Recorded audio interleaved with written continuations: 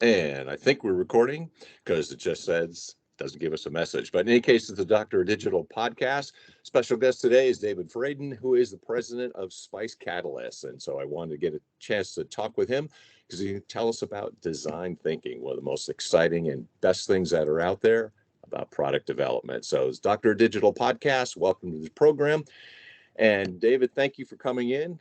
I appreciate you having some time to take out of your busy schedule. But welcome to the show. Can you tell us a little bit about your background? How did you get into design thinking and Spice Catalyst? And tell us a story. Well, I was working at Hewlett Packard in the corporate PR department, handling a little bit of the personal PR for one of HP's founders, Dave Packard. And I noticed that we all had electric typewriters, yet none of us were using word processing.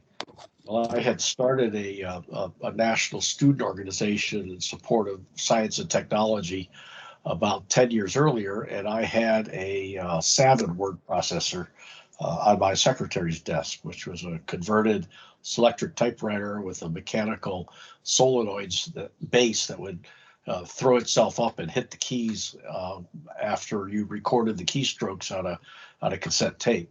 So here we were 10 years later, and Hewlett Packard, which was big at many computers, was not using word processing in the corporate PR department, which was probably the only department in the entire company that knew how to type. Since those of us that studied journalism had to type up our stories.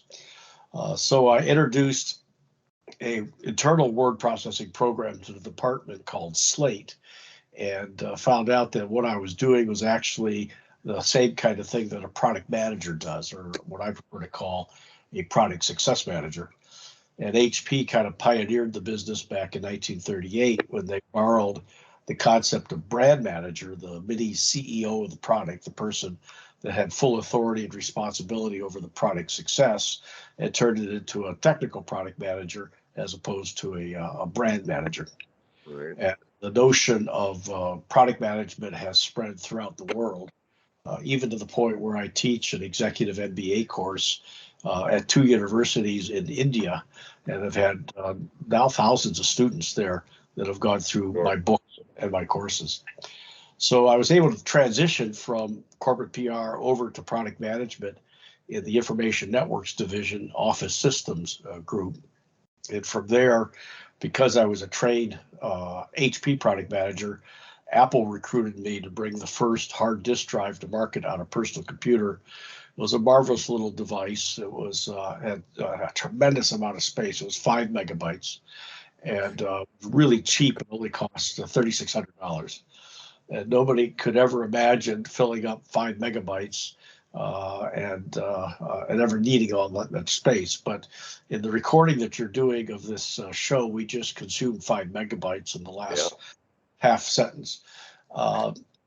They noticed that at Apple that I could manage, so they asked me to take over as the group product manager of one of the two profit lines for the company, called the Apple III, which was the office or business computer follow-on to the Apple II.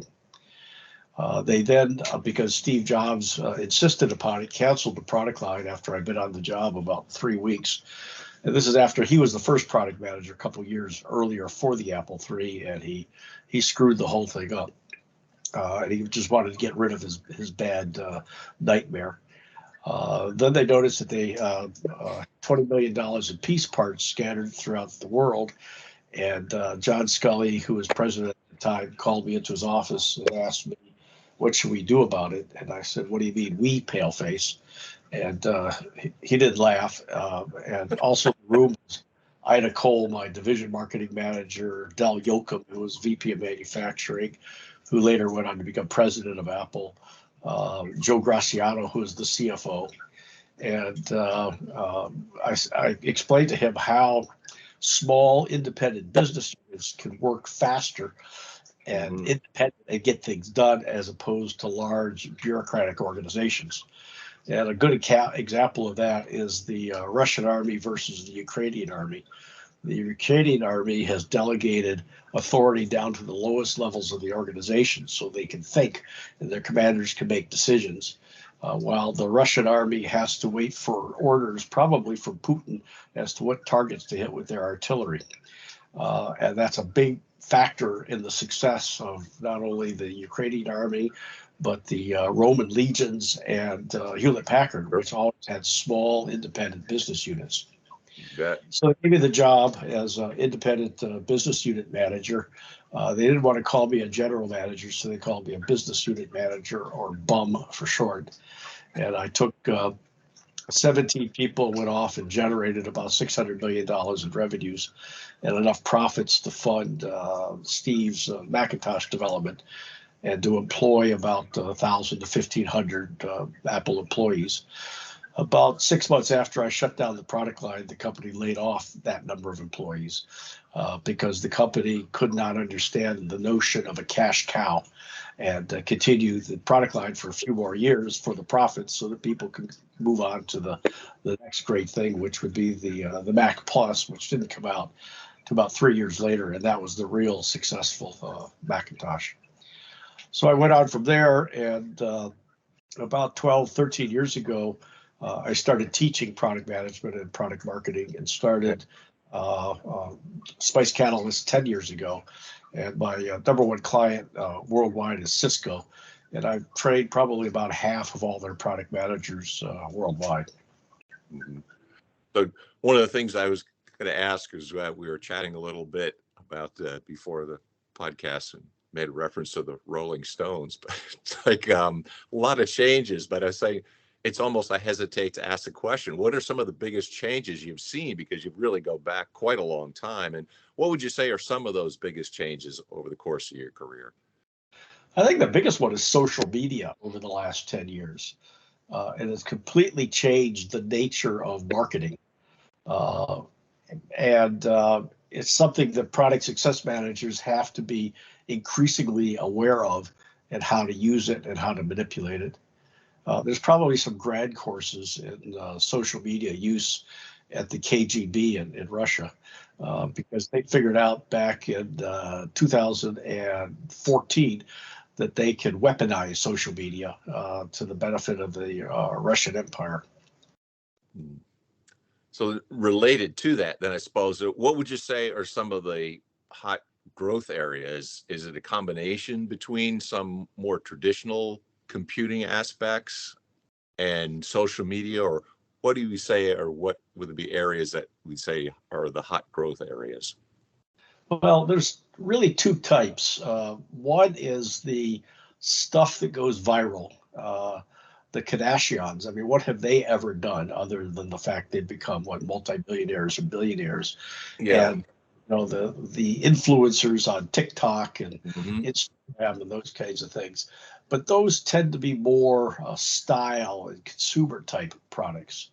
For business to business, for example, let's say commercial products, industrial products and stuff like that, a lot harder to get attention on social media. Sure. I was trying to build up my social media for Spice Catalyst back in 2015 and 2016. And of course, the aspect of it is search engine optimization. Google looks at likes in Twitter, and they wish they could at Facebook, but Facebook has got that all walled off.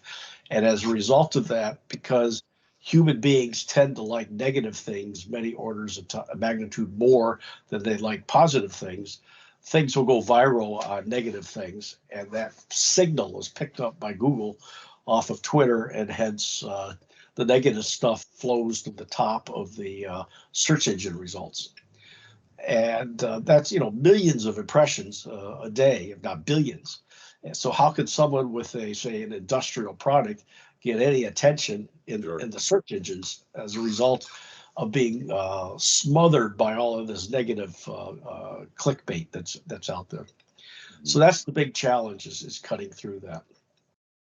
Yeah, so there are a couple of things that I was thinking about, and especially with a background in design thinking, some people might like to know a little bit more about that. But if you were thinking of a business owner, which is really the goal of the podcast. You're a business owner and you're identifying some of the problems.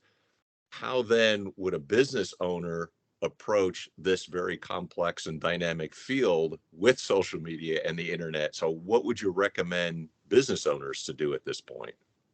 They should interview their customers to find out where their customers live, where they go for information, what websites do they go to, what search tools do they use, what information are they typically searching for, who do they trust, who do they not trust, and then you can organize your marketing strategy to get information about your business on those places where your customers live.